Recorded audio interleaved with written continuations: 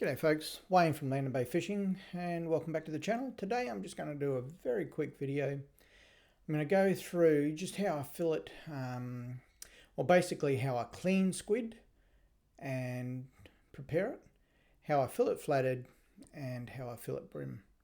It's only a 6-minute video, so 2 minutes on each. We'll start here with the squid. You can see I've just pulled the head out. That was nice and easy. Now what I'm doing here is taking the skin off it. So you start by squeezing both sides of the flap and creating a hole, then dragging your thumbs and fingers around through the hole.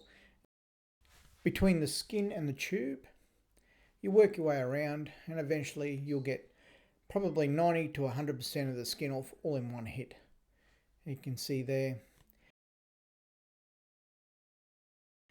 That's the skin pretty much all the way around. There's a little bit left on. Take that off and we'll give it a wash. That there is the little membrane that runs down the back, little ribbon, closest thing you get to a bone in a cephalopod. So we remove that. Now that it's out, give it a quick wash. Just take any bits and pieces that might be left on it. This one's pretty good. Push your finger in from the top of the squid tube, create a hole, and then you turn it inside out by just continually pushing it through. Work your way through there. A little bit easier if you do have a glove on. It can be slippery, but it's not too bad, especially with the bigger squid. A little bit of cleaning to do once you've turned it inside out. Not a whole lot on this side. Once you've done that, give it a wash and it's ready for slicing. So many different ways to cut this up. I'm just going to cut rings out today. So just cut the end off to make it nice and square. And cut the rings to suit your palate.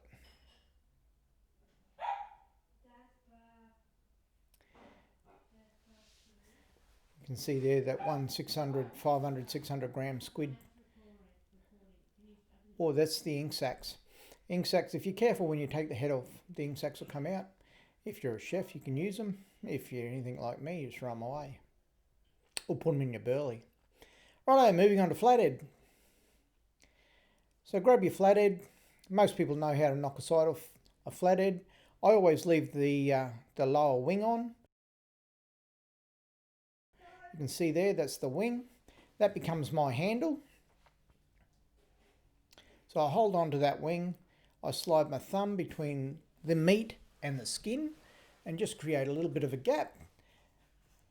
Use my other hand just to push across and then just rip the skin off the meat. And it's that easy, it really is that easy. Now to bone it, you cut both sides of the rib cage. So this is me cutting the first side of the rib cage. You just work your way back, right up to the last bone that you can feel. Once you've done that, you do the other side.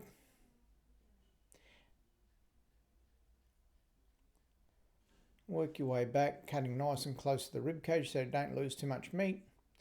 You will lose a little bit of meat this way. You can go home and keep this rib cage and cook it and just eat between the bones. Very, very nice meat. But we had a feed without doing that, so it became waste for me.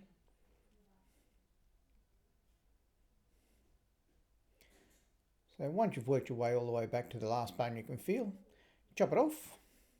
That's waste for me, but you can eat that. You can cook it and eat it if you want to. Now just on the other side of this fillet, you'll see 2 bones.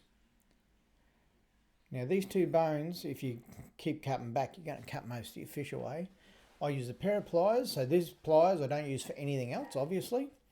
So they're a nice brand new pair of pliers that I only use for boning my flathead. Take the bone out, it's done. Moving on to brim. Most people again know how to knock a side of brim off. If you don't, this is the way I do it. So I cut across the back of the head, slide the knife down, as you can see, around through the top and work my way back. push the knife through the bottom and slide it down. Turn the knife around and slide her up.